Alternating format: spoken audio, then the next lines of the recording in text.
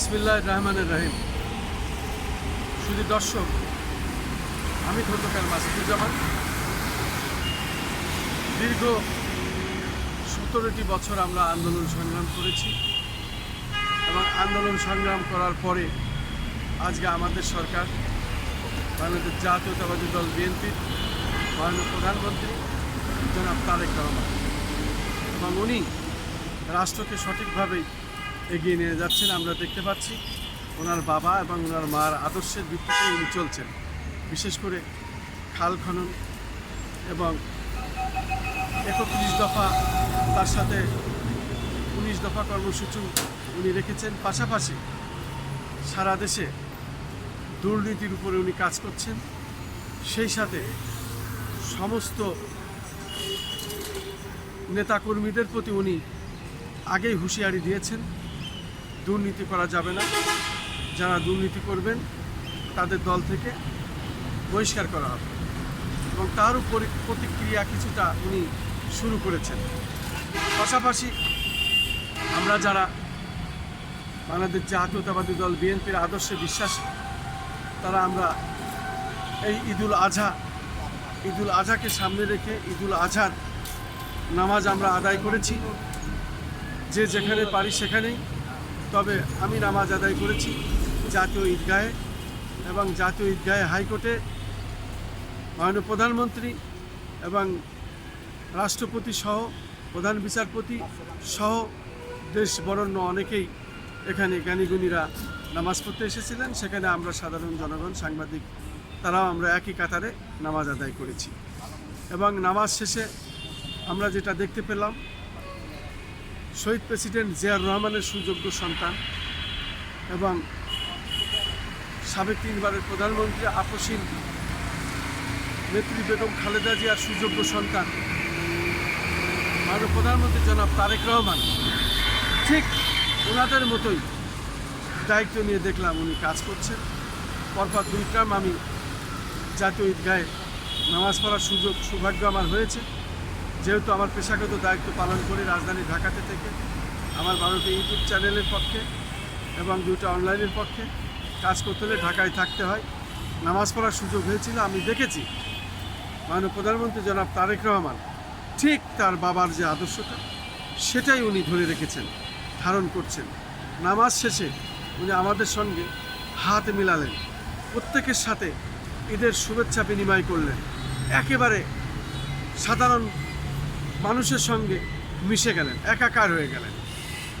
তাতেই বোঝা যায় যে শহীদ প্রেসিডেন্ট জিয়াউর রহমানের আদর্শ, সেই আদর্শকেই উনি বুকে ধারণ করে, মনে ধারণ করে উনি চলছেন। এবং সেটাই বোঝা গেল এই ঈদের নামাজে স্পষ্টভাবে।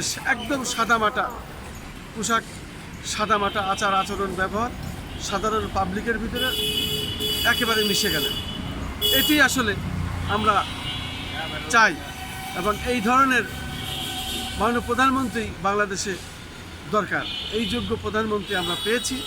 আমরা তার দীর্ঘ আয়ু কামনা করি, পাশাপাশি সুস্থতা কামনা করি, এবং দীর্ঘদিন উনি যাতে এই বাংলাদেশের মাননীয় প্রধানমন্ত্রী থাকতে পারেন এবং রাষ্ট্রকে পরিচালনা করতে পারেন। সেই সাথে আমরা কিছু কথা বলতে চাই। সেটি হলো, যেভাবে আপনি কাজ করছেন সব ঠিক আছে, তবে এই কাজের পাশাপাশি কিছু বিষয় আছে, সেগুলো আমরা না বললেই নয়। আমার পিতা হত্যা হয়েছে 2006 সালে কুকসা, কুষ্টিয়াতে। সেই বিচার আমি আজও পাইনি। আমার ভাই বিশিষ্ট রাজনীতিবিদ, উনি বিএনপির সাংগঠনিক সম্পাদক ছিলেন, বিএনপির ফাউন্ডার থেকে উনি বিএনপির সাথে ছিলেন, এবং আমিও ছিলাম প্রচার সম্পাদক। আমরা সেই জাগো দল থেকে শুরু করে মেজর জেনারেল মজিউল হক সাহেবের হাত ধরে আমরা বিএনপির সাথে তখন থেকে শুরু করে আজ পর্যন্ত আমরা আছি। আমার সেই ভাইকেও শৈলকপা ঝিনাইদহ মালিপাড়া গ্রাম নিজ বাড়িতে দুষ্কৃতিকারীরা হত্যা করে এবং বাড়ি ঘরদোর লুটপাট করে 3টে ব্যবসা প্রতিষ্ঠান ভেঙে দেয়। এবং উনি বিশিষ্ট ঠিকাদার, পানি উন্নয়ন বোর্ডে এলজিডিতে অনেক কাজ করেছেন। এলজিডির একটি কাজ নিয়ে উনি ফেনীতে যান। ফেনীতে তখন জয়নাল হাজারী গডফাদার। ওই কাজ সুসম্পন্ন হওয়ার পরে জয়নাল হাজারী তখন তাকে অস্ত্রের মুখে ধরে নিয়ে গিয়ে সমস্ত টাকা জনতা ব্যাংকের চেক ম্যানেজারকে ডেকে এনে চেক লিখে নেন এবং সেই সমস্ত ডকুমেন্টস আমাদের কাছে আছে। ভাই হত্যা হলেও পেপারসপত্র রেখে গেছিলেন। ভাই যেহেতু হাইকোর্টে মামলার জন্য প্রক্রিয়া প্রস্তুত করছিলেন, তখনই দুষ্কৃতিকারীরা টের পেয়ে মাফিয়ারা তাকে হত্যা করে ফেলে। আমি চাই সেই বিচারও এখন চাই, ন্যায় বিচার চাই, পিতা ভাই হত্যার বিচার চাই। জয়নাল হাজারীর সম্পত্তি আছে, জয়নাল হাজারী মারা গেলেও তার সম্পত্তি প্রয়োগ করে আমাদেরকে দেওয়া হোক। এই ধন সম্পত্তি আমাদের যা নষ্ট হয়েছে আমরা সেটা ফেরত চাই, টাকা পয়সা ফেরত চাই, পাশাপাশি বাড়ি ঘরদেরও ফিরতে চাই। আমরা ব্যবসা প্রতিষ্ঠান ফেরত চাই। সেই সাথে আমি আরও বলতে চাই, আমার ওই ভাইটার একটি মেয়ে খন্দকার তেরানা জামান, সে এখন ঢাকা মেডিকেলে বিশেষ করে এবার মেডিকেলে চান্স পেয়েছেন এবং ডাক্তারি পড়ছে। আমরা দোয়া করি আমার ভাইয়ের ওই ইচ্ছাটা যেন পূরণ হয়। উনি চেয়েছিলেন আমার মেয়েকে আমি ডাক্তারি পড়াবো, ইনশাল্লাহ সে ডাক্তারি চান্স পেয়েছে। এবং আমার ওই ভাস্তি, আমার ভাইয়ের ওই মেয়েটার প্রতি আমরা সদাই হব। যেহেতু ভাইয়ের অনেক টাকা পয়সা ধন সম্পত্তি বিভিন্ন জায়গায় লুটপাট হয়ে চলে গেছে, এগুলো ফেরত চাই।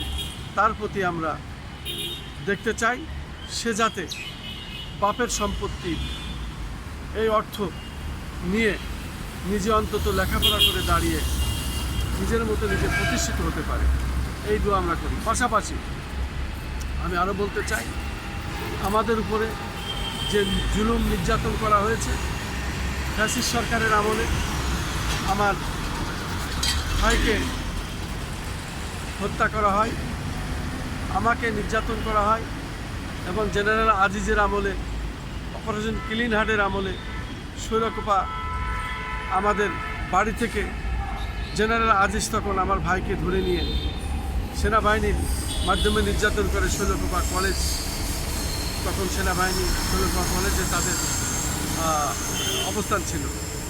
এই ধরনের কর্মকাণ্ড শেখ হাসিনার আগের থেকেই সারা বাংলাদেশে প্ল্যান ছিল, তার মধ্যে আমাদের পরিবারকেও তারা বেছে নিয়েছিল, আমার ভাইকেও এইভাবে নির্যাতন করেছিল এবং মিথ্যে মামলা ঝামলা হামলা বাড়িঘরদেরও থাকতে দেয়নি। আমরা পালিয়ে পালিয়ে বেড়াতাম। আমরা এখন আন্দোলন সংগ্রাম করে এত ত্যাগ প্রতীক্ষার পরে আমরা আমাদের সরকারকে পেয়েছি। মাননীয় প্রধানমন্ত্রী জনাব তারেক রহমান, আপনার সঙ্গে আমি দেখা করতে চাই এবং দেখা করলে আরও বিস্তারিত বলতে পারবো, তখন আপনি বুঝতে পারবেন। আমি আমার ন্যায় বিচারটা চাই, পিতা ভাই হত্যার বিচার চাই। আমাদের ধন সম্পত্তি এবং জয়নাল হাজারী যেখানে টাকা পয়সা নিয়ে নিয়েছে চেকের মাধ্যমে, এই বিচারও আমরা পেতে চাই। আমরা ন্যায় বিচার চাই। সে কারণে আপনার সঙ্গে আমি দেখা করতে চাই। আমার দেখা করার ব্যবস্থা করুন। আমার মোবাইল নাম্বার 017185325541। আমি আজকের মতো জাতীয় প্রেস ক্লাবের সামনে এখানে শেষ করছি। আসসালামু আলাইকুম, ঈদ মুবারক।